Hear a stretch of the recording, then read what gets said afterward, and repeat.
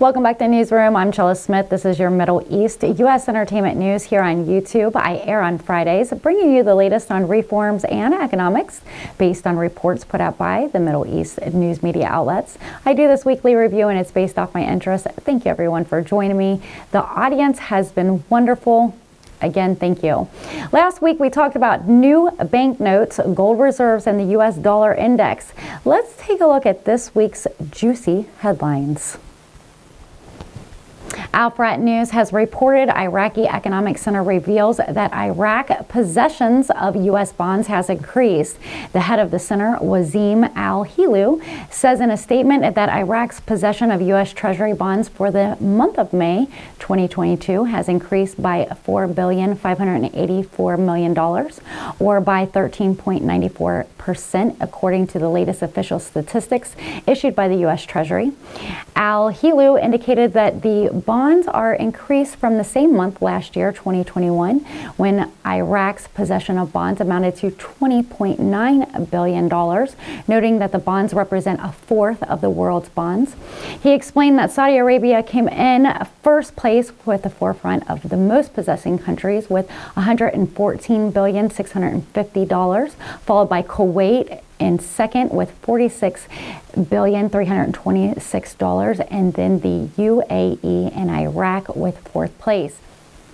Douglas Oliviant, who has a PhD, who is managing partner and the senior vice president of Mantid International, a global consulting firm with offices in Baghdad and Washington, D.C., has reported a recent federal court decision in Iraq has put a legal stake in the heart of the Kurdistan oil and gas sector. The financial lifeline of the region, only one man has the power to fix, he says, is Mauser Barzani. 75-year-old former president of the Kurdistan region must go to Baghdad and cut a political deal. Only Kat Mossad has the relationship, the respect, and the political capital to make this happen. Should Mauser choose not to take this opportunity to see how the crisis in the critical sector will be resolved, the Kurdistan region of Iraq has a bumpy history with parent government in Baghdad through the Kurdish province has been separated from Iraq since the end of the first Gulf War in 1991. The 2005 Iraqi constitution established is a semi-autonomous region. The document left a great deal of ambiguity as it exact which right and privileges would be according to the region. Shafak News reports the juicy headlines this week with the Supreme Judicial Council announces Tuesday that the Karth Investigation Court has received a request submitted to the public prosecution to take legal matters regarding the audio leaked attributed to leader of the State of Law Coalition, Nouri al-Maliki. In a statement, the Supreme Judicial Court said that the Karth Investigation Court is currently conducting a fundamental investigation in accordance with the law. A number of lawyers has submitted on Sunday a request to inform the Iraqi public prosecution regarding the recordings attributed to the leader of the State of Law Coalition, Nouri al-Maliki, in which he attacked parties, political forces, the army, the police, and a number of countries. The International Trade Center clarifies that the importance of Baghdad's accession to the World Trade Organization, and while referring to the preparation of special documents on this, he stressed that Iraq is in the middle of the path to joining the World Organization. The International Trade Coordinator at the center told the Iraqi news agency, the INA, that Iraq is in the stage of joining the World Trade Organization as it submitted an application for accession from 2004 and was approved by the organization. And Iraq is currently an observer member of the organization. She pointed out that the organization is global and contains 168 countries and has agreed laws, special conditions for accession, explaining that any country that wishes to be a member of the organization must implement its laws, strategies, and internal policies in accordance with the agreement of the World Trade Organization.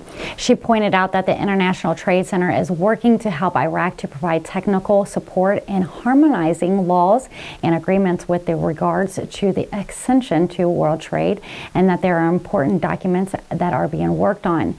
She pointed out that the main part of communication with the organization in order to join is the Ministry of Commerce, which in turn presents the files, which include all relevant ministries in Iraq, in addition to the private sector, stressing that striving to work on preparing special documents for accession in accordance with the agreement of the trade organization.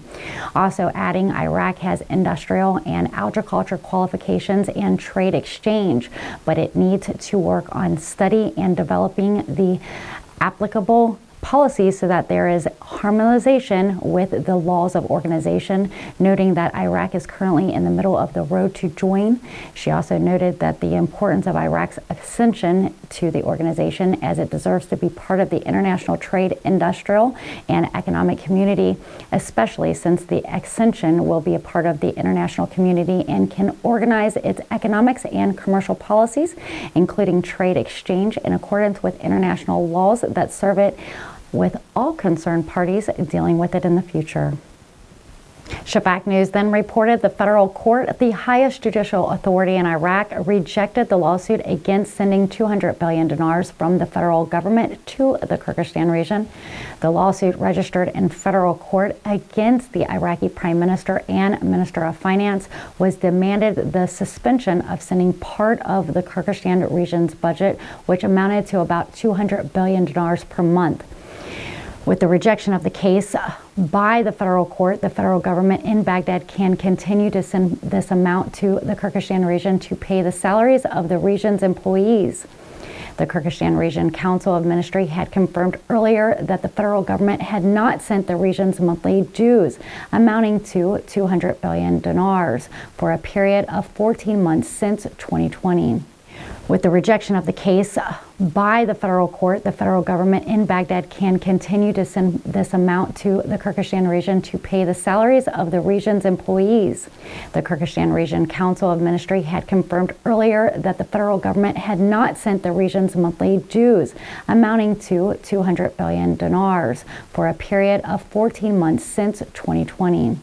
The total monthly salaries for the employees of the Kurdistan region require about $616 million, and they are generally provided as followed: oil revenues of $350 million, internal revenues of $128 million, and funds sent by the federal government, $200 billion of $138 million, according to the Ministry of Interior, Finance, and Economy in the Kurdistan region.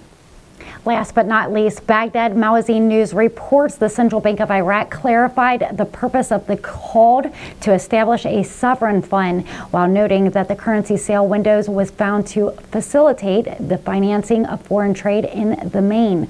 The deputy governor of the central bank said that the bank's management called for the necessities of allocating a sovereign fund to take advantage of the financial abundance of the state, explaining that the decision of sovereign fund is dependent on Iraqis' government and a Ministry of Finance in the basic degree. Khalaf added that the central bank contributes to the management of this fund. On this currency sale window, the deputy governor confirms that the currency sale window was found to facilitate the financing of foreign trade in the basic degree. He also stressed that exports of currencies are an economy that depends primarily on imports and is in a channel for providing foreign currencies in order to provide goods and services, in addition to selling currencies to citizens throughout banks and exchange companies. You've been watching Newsroom Weekly Review. I'm Chella Smith, your Middle East U.S. entertainment news on reforms and economics, bringing you all the latest Dinar news without having to keep up with all the different outlets. I'm here on YouTube every Friday, so don't forget to subscribe, and if you like my content, give me a thumbs up. Shout out to Currency 365 for its continued support. If you want to learn about stocks or cryptos while waiting on the dinar to revalue, you can join him and his crew for the most recent updates. You can find him on YouTube or Patreon. I have opened up a Telegram group under Newsroom Chella Smith where you can review all my upcoming shows and appearances, and as well as where I'm showing whoever wants to learn how I'm preparing to do my exchange. You can find the link in the community chat by following the instructions to Open EDU 101 chat, where you can join me and our Newsroom family on Mondays or Wednesdays, 10 a.m. Eastern Standard Time. If you miss those calls, you can always join us on Patreon for the replays. I'll be attending the Truth Tour in Las Vegas this weekend through Wednesday. If you would like tickets, you can go to truthtour.net for online viewing. I believe it's half off right now. This will get you into the event virtually online, where there will be some incredible speakers. And when I get back, I'll be on Spiritually Raw with Jay and April on August 3rd. So I'll have a lot to talk about when I get back. So I'll see you guys when I return. Thank you for being here. Take care. Make sure you join us Fridays, 4 p.m. with Newsroom Updates with Chelsea Smith, Entertainment News.